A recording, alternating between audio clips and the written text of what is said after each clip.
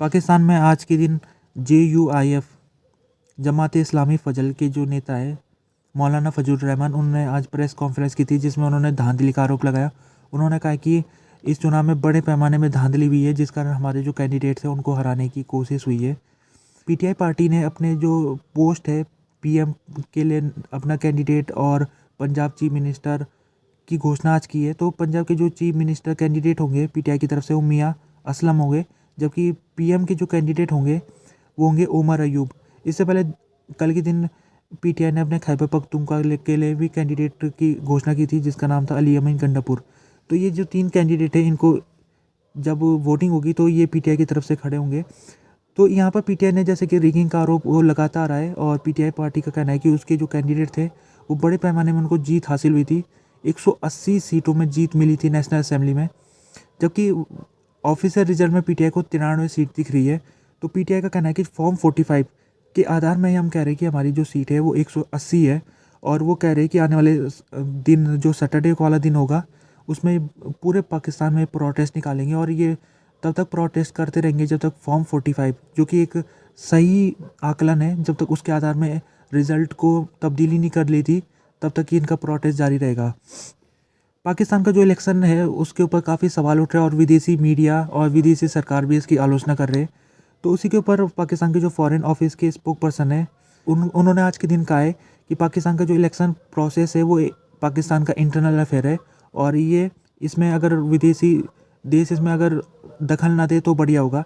इन्होंने साथ में ये भी कहा कि हमारे देश ने जब इलेक्शन हो रहा था तो कई सारे फॉरेन ऑब्जर्वर को न्योता दिया था, इन्विटेशन दिया था, और उन्होंने हमारे देश में पूरा देखा है कि किस प्रकार से वोटिंग हो रही है, सब कुछ हुआ है।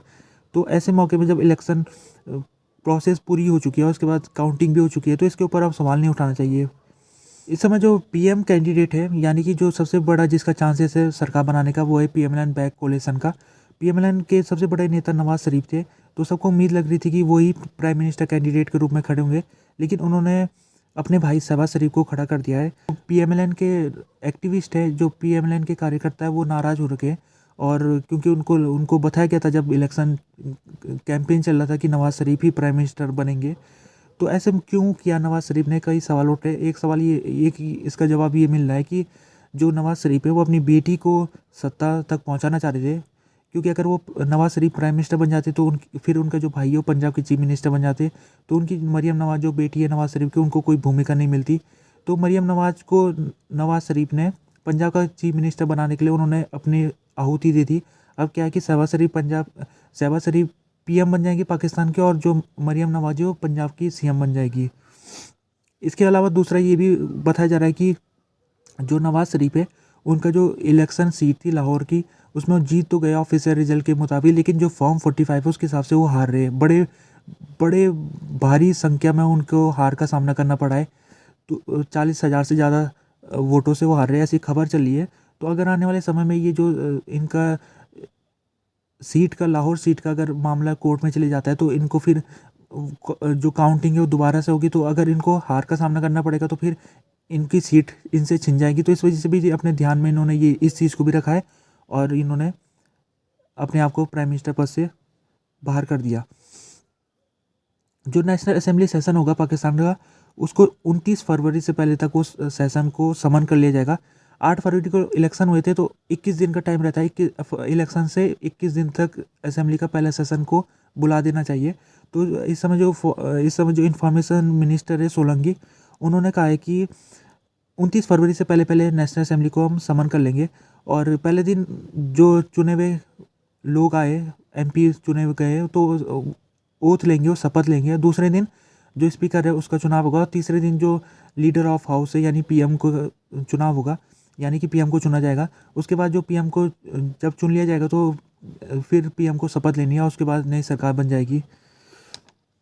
इस समय जो PTI के इंडिपेंडेंट चुने गए जो मेंबर है, जो सीट जीत के आ रखे, तो वो क्योंकि PTI इस समय इंडिपेंडेंट उसको चुनाव लड़ना पड़ा, तो उसका ऐसे ब्लॉक नहीं बन पाया। तो उसके चुने गए जितने कैंडिडेट है वो सब अपनी ज़्यादातर पार्टी को शिफ्ट करना उन्होंने शुरू कर दिया। जैसे कि आज के दिन खबर आई है कि 6 PTI से जुड़े हुए जो लोग हैं, जो पंजाब असेंबली में चुन के आए थे, उन्होंने PMLN के साथ मिल गए वो।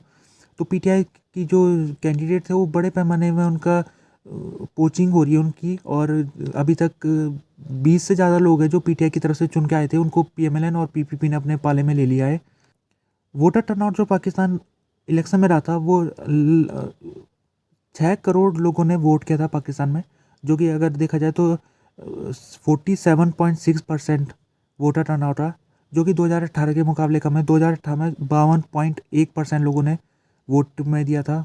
और इसकी वजह ये बताई जा रही है कि इस बार जो सिक्योरिटी कंसर्न काफ़ी था खैबर, जो केपीएल वाला इलाका है खैबर पख्तूनख्वा और बलूचिस्तान, वहाँ पर सिक्योरिटी कंसर्न बताए जा रहे थे। इसके अलावा हार्श वेदर भी था, ठंड बहुत थी कश्मीर जो इलाका है वहाँ पर का, और केपी और बलूचिस्तान में, तो इस वजह से जो टर्नआउट था उस कम रहा, ये बताया जा रहा है।